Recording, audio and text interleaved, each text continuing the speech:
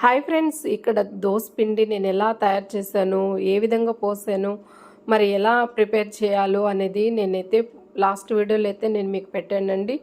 మరి దోస పిండి ఎలా రెడీ చేయాలనేది కూడా నేను లాంగ్ వీడియోలో పెడతానని అన్నాను.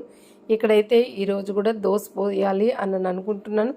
దోస అంటే ఇంట్లో వాళ్ళకి చాలా పిచ్చగా ఇష్టం అండి. కానీ వాళ్ళకి నెయ్యి కారం దోశ అంటే ఇంకా చాలా ఇష్టము. ఎగ్ దోశ అయితే ఇంకా బాగా ఇష్టము. ఎగ్ దోశ అయితే మార్నింగ్ మనం తింటే చాలా బాగుంటుంది నైట్ టైం కన్నా.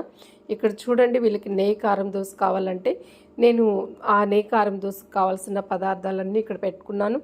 అయితే కారం అయితే చాలా స్పైసీగా ఉంటేనే బాగుంటుంది. స్పైసీగా ఉన్నప్పుడు నెయ్యి యాడ్ చేసుకొని తిన్నామనంటే చాలా అంటే చాలా టేస్టీగా ఉంటుంది ఫ్రెండ్స్. మీరు ఒకసారి ట్రై చేయండి. మరి ఈ యొక్క రెడ్ చట్నీ మరి ఎర్రకారం ఎలా చేయాలో కూడా మన లాంగ్ వీడియోలో పెట్టినాను చూడండి ఫ్రెండ్స్. ఈ యొక్క నెయ్యి కారం దోశ మీకు నచ్చింది అనుకుంటున్నాను. బాయ్ ఫ్రెండ్స్, నమస్తే.